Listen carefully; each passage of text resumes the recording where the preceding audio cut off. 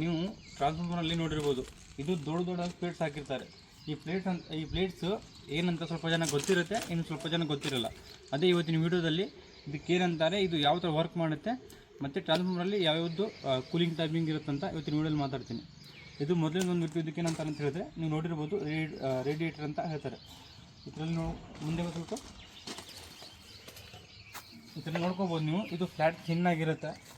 ಅದ್ರಲ್ಲಿ ಒಳಗಡೆ ನೋಡಿದ್ರೆ ಚಿಕ್ಕ ಚಿಕ್ಕ ಪೈಪ್ ಥರ ಇರುತ್ತೆ. ಅದು ಯಾಕೆ ಹಾಕಿರ್ತಾರೆ ಅಂತ ಹೇಳಿದ್ರೆ, ಇದು ನಮ್ಮದು ಆಯಿಲು ಕೂಲ್ ಆಗ್ಲಿಕ್ಕೆ ಹಾಕಿರ್ತಾರೆ. ಮೊದಲನೇದಾಗಿ ರೇಡಿಯೇಟರ್ ಅಂದರೆ ಏನಂತ ಹೇಳ್ತೀನಿ. ಈಗ ಟ್ರಾನ್ಸ್ಫಾರ್ಮರಲ್ಲಿ ವೈಂಡಿಂಗ್ ಇರುತ್ತೆ. ವೈಂಡಿಂಗ್ ಏನು ಮಾಡೋದು ಅಂತ ಹೇಳಿದ್ರೆ, ನಮ್ಮದು ಸಪ್ಲೈ ಸ್ಟೆಪ್ ಅಪ್ ಮಾಡಿ, ನಮ್ಮ ಸಪ್ಲೈ ಏನಿರುತ್ತಲ್ಲ ಅದನ್ನು step down over step up ಮಾಡಿ ಕೊಡ್ತಾ ಇರುತ್ತೆ. ಆ ಟೈಮಲ್ಲಿ ಅದು ಹೀಟ್ ಆದರೆ ಏನು ಮಾಡುತ್ತೆ, ಅದನ್ನು ಕೂಲ್ ಮಾಡಲಿಕ್ಕೆ ನಾವೇನು ಯೂಸ್ ಮಾಡ್ತೀವಿ ಅಂತ ಹೇಳಿದ್ರೆ, ಮಿನರಲ್ ಆಯಿಲ್ ಯೂಸ್ ಮಾಡ್ತೀವಿ, ಅದೇ ಇನ್ಸುಲೇಷನ್ ಆಯಿಲ್ ಯೂಸ್ ಮಾಡ್ತಿರ್ತೀವಿ. ಅದೇನು ಮಾಡುತ್ತೆ ಅಂತ ಹೇಳಿದ್ರೆ, ವೈಂಡಿಂಗ್ ಹೀಟ್ ಆದರೆ ಅದನ್ನು ಅದು ಕೂಲ್ ಮಾಡ್ತಾ ಇರುತ್ತೆ. ಅದೇ ಆಯಿಲ್ ಹೀಟ್ ಆದರೆ ಅದನ್ನು ಕೂಲ್ ಮಾಡೋದಕ್ಕೆ ಏನಾದರೂ ಬೇಕಲ್ಲ, ಅದಕ್ಕೆ ನಾವು ಇದು ರೇಡಿಯೇಟರ್ ಯೂಸ್ ಮಾಡ್ತಾ ಇರ್ತಾರೆ. ಮತ್ತು ಇದು ಯಾವ ಥರ ವರ್ಕ್ ಮಾಡೋದು ಅಂತ ಹೇಳಿದ್ರೆ, ಈ ನಾರ್ಮಲ್ ಕಂಡೀಷನಲ್ಲಿ ಏನೂ ಇರೋಲ್ಲ. ಈಗ ನಾರ್ಮಲ್ ಕಂಡೀಷನಲ್ಲಿ ಆಯಿಲ್ ಹೀಟ್ ಆದರೆ ಏನಾಗುತ್ತೆ ಅಂತ ಹೇಳಿದ್ರೆ, ನಮ್ಮದು ಮೊದಲು ಏನಾಗುತ್ತೆ ಅಂತ ಹೇಳಿದ್ರೆ, ಬಾಟಮಿಂದ ನಮ್ಮ ಆಯಿಲು ಟಾಪಿಗೆ ಹೋಗುತ್ತೆ. ಟಾಪಿಂದ ಬಂದುಬಿಟ್ಟು ರೇಡಿಯೇಟರ್ ಮುಖಾಂತರ ಬಂದುಬಿಟ್ಟು ಏನಾಗುತ್ತೆ ಅಂತ ಹೇಳಿದ್ರೆ, ಚಿಕ್ಕ ಚಿಕ್ಕದಾಗಿ ಕಾಣ್ತಿರ್ಬೋದು. ಸ್ಟಾರ್ಟಿಂಗಲ್ಲಿ ಬಾಟಮಲ್ಲಿರೋ ಆಯಿಲು ಹೀಟ್ ಆದರೆ ಟಾಪಲ್ಲಿ ಬರುತ್ತೆ. ಟಾಪಿಂದ ಬಂದುಬಿಟ್ಟು ಈ ರೇಡಿಯೇಟರ್ ಕಾಣಿಸುತ್ತೆ ನಿಮಗೆ, ಟಾಪಿಂದ ಡೌನಲ್ಲಿ ಬರುತ್ತೆ. ಡೌನ್ ಬಂದುಬಿಟ್ಟು ಇದೇ ಥರ ಇದು ರಿಪೀಟ್ ಸರ್ಕಲ್ ಆಗ್ತಾ ಇರುತ್ತೆ. ಯಾವಾಗಿನ ಥರ ಆಗುತ್ತೆ ಅಂತ ಹೇಳಿದ್ರೆ, ಆಯಿಲ್ ಯಾವಾಗಿಂದ ಕೂಲ್ ಆಗುತ್ತಲ್ಲ ಅದೇ ಟೈಮಲ್ಲಿ ಪರ್ಟಿಕ್ಯುಲರ್ ಸೈಕಲ್ ವೈಸ್ ಇದಾಗ್ತಾ ಇರುತ್ತೆ. ಇದು ಈ ಥರ ವರ್ಕ್ ಮಾಡುತ್ತೆ. ಇದನ್ನು ಏನು ಮಾಡಿರ್ತಾರೆ ಅಂತ ಹೇಳಿದ್ರೆ, ನೀವು ನೋಡಿರ್ಬೋದು, ಟ್ರಾನ್ಸ್ಫಾರ್ಮರಲ್ಲಿ ಪ್ಯಾರಲ್ ಆಗಿ ರೈಟ್ ಸೈಡ್ ಕೊಟ್ಟಿರ್ತಾರೆ, ಲೆಫ್ಟ್ ಸೈಡ್ ಕೊಟ್ಟಿರ್ತಾರೆ, ಎರಡು ಸೈಡ್ ಕನೆಕ್ಟ್ ಇರುತ್ತೆ. ಮತ್ತು ಮುಂದೆ ಸ್ವಲ್ಪ ಇದು ಯಾವ ಥರ ಕನೆಕ್ಟ್ ಇರುತ್ತೆ ಅಂತ ತೋರಿಸ್ಬಿಡ್ತೀನಿ, ಅದು ನೋಡ್ಕೊಂಬಿಡಿ ಒಂದ್ಸತಿ. ಆವಾಗಲೇ ಹೇಳಿದ್ದೀನಿ, ಇನ್ನೊಂದು ಸತಿ ನೋಡ್ಕೊಂಬಿಡಿ. ಇಲ್ಲಿ ನೋಡ್ಕೋಬೋದು, ಈ ಥರ ಕನೆಕ್ಟ್ ಇರುತ್ತೆ.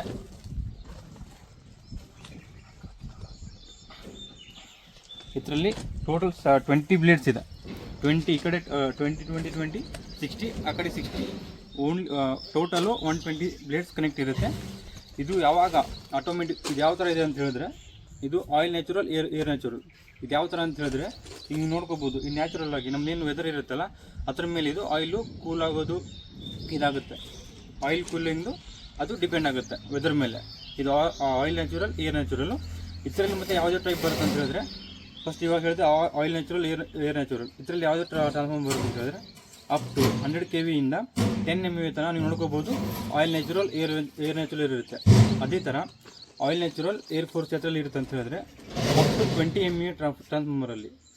ಈಗ 10 MVA ಆಯಿತು, 10 MVA ಇಂದ 20 MVA ಟ್ರಾನ್ಸ್ಫಾರ್ಮರಲ್ಲಿ ನೋಡಿರ್ಬೋದು. ಅಲ್ಲಿ ಅದು ಆಯಿಲ್ ನ್ಯಾಚುರಲ್, ಏರ್ ಫೋರ್ಸ್ ಇರುತ್ತೆ.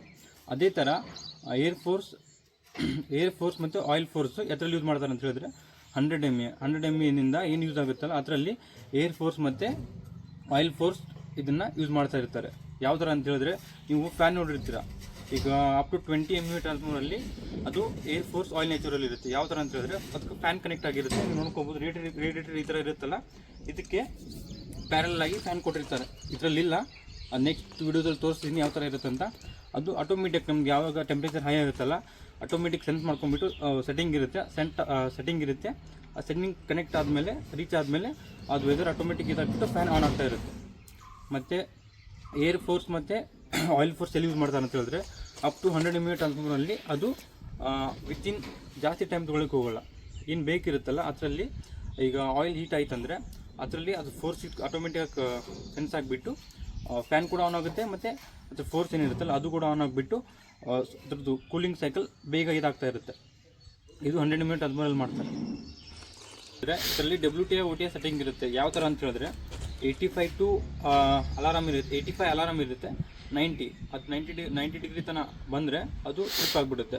ಇದು ಯಾವಾಗ 85-90 ಡಿಗ್ರಿ ಬರುತ್ತಲ್ಲ, ಮೊದಲು ನಮಗೆ ಕಮಾಂಡ್ ಸಿಗುತ್ತೆ, ಅಂದರೆ ಹೀಟ್ ಆಗಿದೆ, ಆಯಿಲ್ ಆಗ್ತಾಯಿದೆ ಅಂತ. ಆಮೇಲೆ ಏನಾಗೋದ್ರೆ ಸ್ವಲ್ಪ 90 ಡಿಗ್ರಿ ಮೇಲೆ ಹೋಯ್ತು ಅಂದರೆ ಅದು ಟ್ರಿಪ್ ಆಗಿಬಿಡುತ್ತೆ. ಅದನ್ನು ಸೆಟ್ ಮಾಡಿ ಇಟ್ಟಿರ್ತೀವಿ, ಅದೇ ಥರ ಅದು ಆಪ್ರೇಟ್ ಆಗ್ತಾ ಇರುತ್ತೆ. WTA OTA ಆಪ್ರೇಟ್ ಆಗ್ತಾ ಇರುತ್ತೆ, ನಮಗೆ ಅದು ಕಮಾಂಡ್ ಸಿಗ್ತಾ ಇರುತ್ತೆ. ಮತ್ತು ಟೈಪ್ಸ್ ಇರುತ್ತೆ ಅಂತ ಹೇಳಿದ್ದೀನಿ.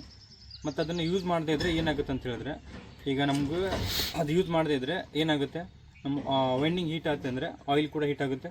ಆಯಿಲ್ ಹೀಟ್ ಆಯ್ತು ಅಂದರೆ ನಮ್ಮದು ಟ್ರಾನ್ಸ್ಫಾರ್ಮರು ಸರಿಯಾಗಿ ಆಪ್ರೇಟ್ ಆಗೋಲ್ಲ. ಅಂದರೆ ರಾಂಗ್ ಕಮಾಂಡ್ ತೊಗೊಂಬಿಟ್ಟು ಅಂದರೆ ರಿಪೀಟ್ ಆಗಿ ಟ್ರಿಪ್ ಆಗ್ತಾ ಇರುತ್ತೆ, ಈ ಥರ ಪ್ರಾಬ್ಲಮ್ ಆಗ್ತಾ ಇರುತ್ತೆ.